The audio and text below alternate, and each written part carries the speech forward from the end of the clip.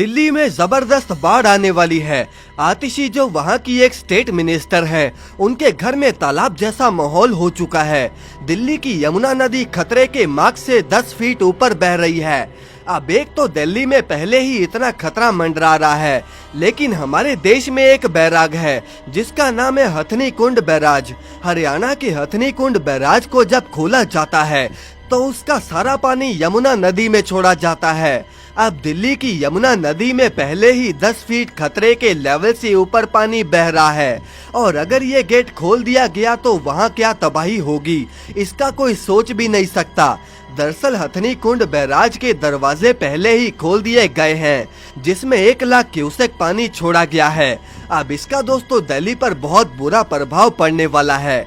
Experts की माने तो यमुना किनारे करीब 30,000 लोग रहते हैं, और अगर यमुना का जल स्तर बढ़ेगा तो उन 30,000 लोगों को वहां से इवैक्यूएट करना पड़ेगा। दोस्तों, अगर ये कुंड का दरवाजा ना खोला जाता तो कुंड की दीवारें टूट सकती थी, जिससे और भी ज्यादा खतरा होता। लेकिन अब इसके दरवाजे खोले हैं तो कभी भी बड़ी खबर आ सकती है।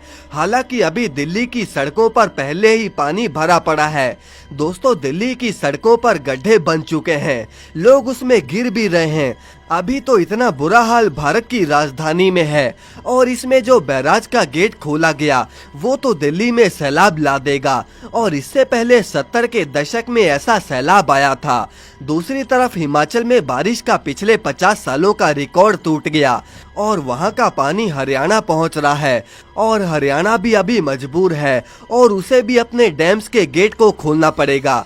अब वहाँ के डैम खोलेंगे तो पानी एंटर करेगा दिल्ली, और ऊपर से आईएमडी यानी कि इंडियन मेट्रोलॉजी डिपार्टमेंट ने ये साफ कह दिया है कि दिल्ली के लिए आने वाले 24 घंटे बहुत खतरनाक हो सकते हैं।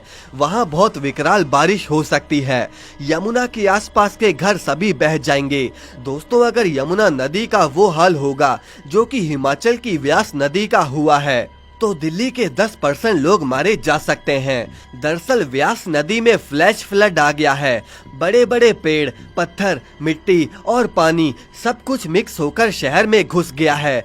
ना जाने कितने पुराने पेड़ों के लट्ठे आपको हिमाचल की गलियों में तैरते हुए नजर आएंगे, और यही हाल होगा दिल्ली में। अभी भी दिल्ली में कई लोग अपने घरों को छोड़ने में मजबूर हो चुके हैं, क्योंकि उनके घरों में पूरा पानी भरा पड़ा है। साथ ही में अगर यमुना नदी ने भी अपना विकराल रूप ले लिया तो नदी के किनारे रहने वाले लोगों को भी वहां से खाली करना पड़ेगा।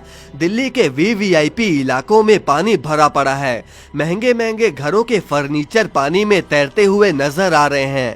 प्रकृति के आगे सरकारी क्या तो प्राइवेट क्या, अमीर क्या तो गरीब क्या, सभी अपने हाथ बांधे प्रार्थना कर रहे हैं कि कब ये कुदरती खतरे का साया दिल्ली से हटेगा और कब वो अपनी नॉर्मल जिंदगी जिएंगे।